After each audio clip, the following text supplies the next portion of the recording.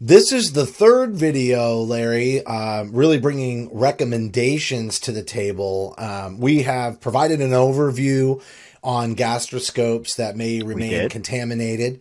You did an analysis, which we discussed in the second video, and noticed some safety signals around the air water nozzles and the cleaning and potential contamination of the air water nozzle on gastroscopes. But now we're going to talk And about what do we colonoscopes. do about it? What can we do about it? And that's a great point. The air water nozzle doesn't just exist on gastroscopes, That's just exactly right. happens to be the focus of this discussion That's right. is on gastroscopes. But that particular feature is on, colonoscopes as well as other varieties of scopes. So can you talk to us a little bit about what we can now do? Everybody's been following along on the YouTube series. They got the overview, they got your analysis, but let's really drill in. What is some advice that you have for our audience out there?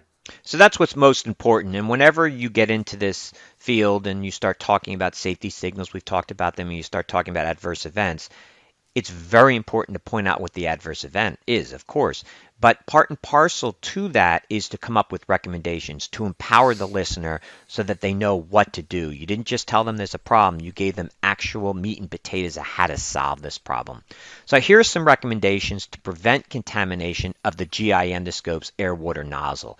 And I say GI endoscope because we're not just talking about gastroscopes, we're focusing on them, but this also includes colonoscopes as well.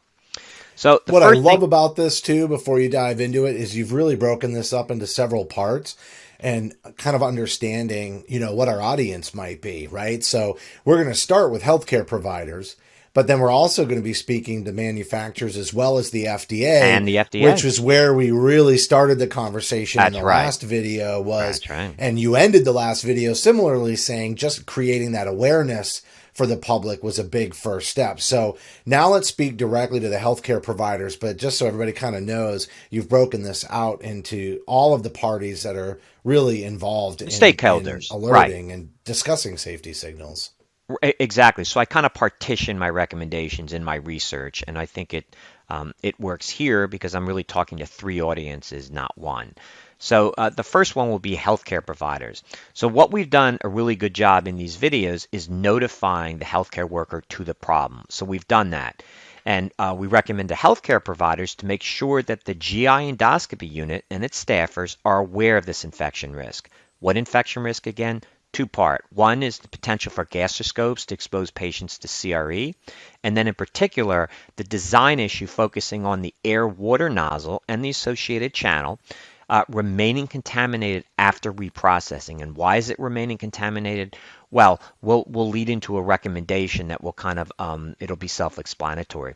So another recommendation, in addition to making our listeners aware of this concern, we want to ensure and enhance the training and the education of reprocessing staff on the importance of proper cleaning of the GI endoscope's air-water nozzle. So we've talked about the potential for infection, and we want to also highlight the importance to make sure that staffers are educated and fully trained on the risks of this nozzle remaining contaminated and on how to actually clean the air-water nozzle, how to get rid of that foreign debris that may be lodged in or protruding from or blocking the air-water nozzle, causing the air-water system of the GI endoscope not to function properly.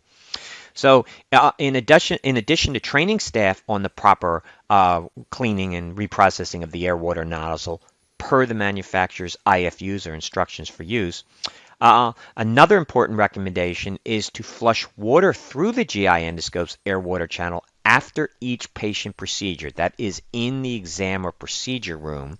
And we recommend that staff do that according, again, to the manufacturer's IFUs.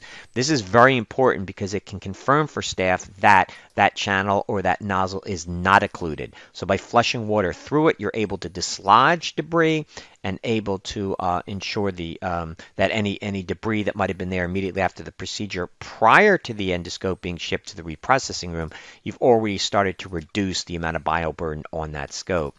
And the last really important recommendation, there's several, but we just want to focus on these today, is that management consider performing periodic reviews of these reprocessing practices in the GI endoscopy unit to confirm that the practices are adhering to the policies and procedures and that these policies and procedures are entirely consistent with the manufacturer's IFUs. Now that's a mouthful, but that's really important, and I think management understand exactly what I'm talking about. So we've now given recommendations, and there are many more, but we've given some important ones for healthcare providers. Now let's discuss some recommendations for manufacturers. Now, many of the listeners will be aware that the FDA, beginning in 2019, recommended that healthcare providers and manufacturers start transitioning away from the traditional duodenoscope. That's a third type of flexible endoscope we're talking about today, or a third type of GI endoscope. We've talked about colonoscopes, gastroscopes, and duodenoscopes, really covering the whole gambit of devices here. The recommendation to manufacturers is to consider maybe following the template that was used for reducing the risk of duodenoscopes remaining contaminated, which was the implementation of new designs, what we call more modern, more novel designs that include disposable components such as a single-use removable end cap. That was intended and prodded by the FDA so that the users could it would facilitate facilitate cleaning of the complex distal tip of the duodenoscope.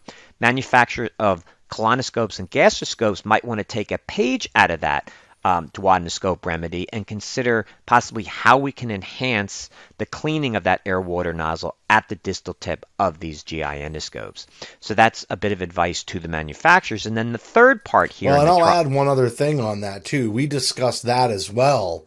The disposable end caps in another series of videos. So I just want to kind of bring our audience into the fold that if this is the first video you're seeing or you're watching a snippet on LinkedIn or social media and just learning about the work that we're doing, all of this ties together in very interesting ways. And so some of those lessons learned with the disposable end caps is something that we've discussed, in prior videos as well. And so I just want to continue to make everybody aware that there's a very comprehensive conversation going on regarding device design, cleanability, and patient infection risk. It's an excellent point. And I think one of the very unique features of these videos is we're not just talking about endoscope reprocessing or instrument reprocessing. We're not just talking about infection control, infection prevention, and risk management. We're adding something else, which is endoscope design. And that can get a little nerdy, so we're going to kind of dumb it down.